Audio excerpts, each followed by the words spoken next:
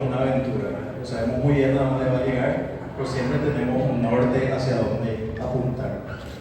Y Ciencia del Sur nació como un proyecto realmente colaborativo.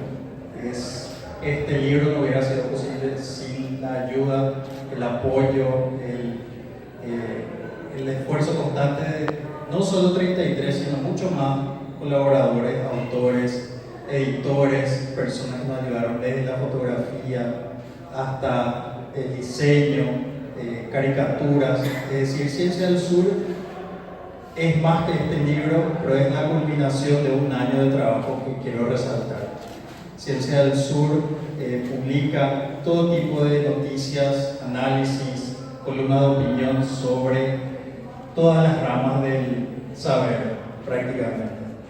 Queremos ir ampliando, pero en este primer año realmente logramos mucho más de lo que yo pensé en tan poco tiempo. Es algo realmente inédito en Paraguay, no solo en Paraguay, sino en la región. Creo que no me equivoco si afirmo que es el único medio que tiene este alcance, esta periodicidad y la cantidad de colaboradores que hablan sobre ciencia en Latinoamérica. Muchos periódicos tienen suplementos de ciencia, tienen publicaciones, pueden ser semanales, pueden ser mensuales, pero Ciencia del Sur apuntó a construir una audiencia diaria, es decir, nos propusimos hacer un periódico diario realmente.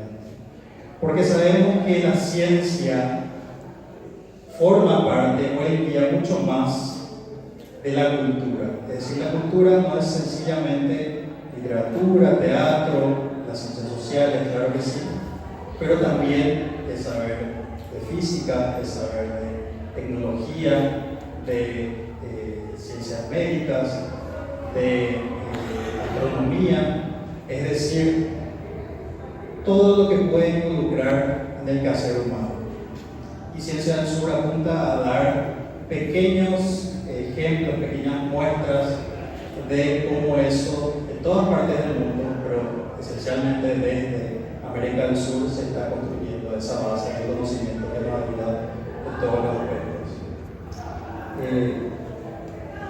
Ciencia del Sur es un desafío para mí, es un desafío para muchas personas, porque esto es algo, como le dije, inédito, y estar a cargo de un medio que publica tantas ramas del conocimiento, y trabaja con tantas personas y tantos autores, requiere, ¿verdad?, de un análisis más paciente, más tranquilo, realmente verificar las informaciones con un alcance mucho más especializado de lo que es un periódico normal, ¿verdad?, el periodismo científico. Entonces tenemos que necesariamente apoyarnos en otras personas que son más versadas en su distintas áreas. Es decir, yo no puedo controlar a cabalidad un artículo sobre física, no soy físico, soy filósofo, ¿verdad?, como Eduardo, venimos de esa disciplina que se le dice muchas veces la madre de todas las otras ciencias, pero es imposible tener la capacidad de profundizar en todo. Es decir, entonces necesariamente nos apoyamos en nuestros editores que están acá, Ariel Insaurralde, está también el doctor Osvaldo Mesa, Fabricio Comata, y Eduardo también, que nos ayuda en la edición.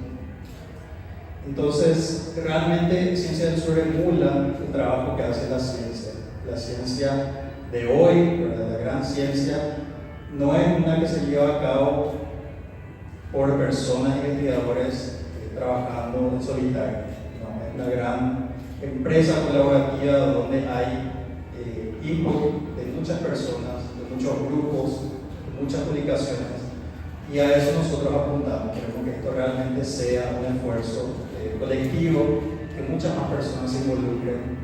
Y en este año que empieza, Ciencia del Sur cumplió un año el 18 de mayo, y en este año que empieza queremos redoblar los esfuerzos, queremos expandirnos mucho más, y por eso es que también hago un llamado a todas las personas que están acá, que ustedes también conozcan investigadores, científicos de todas las áreas, para que podamos llevar adelante este proyecto juntos.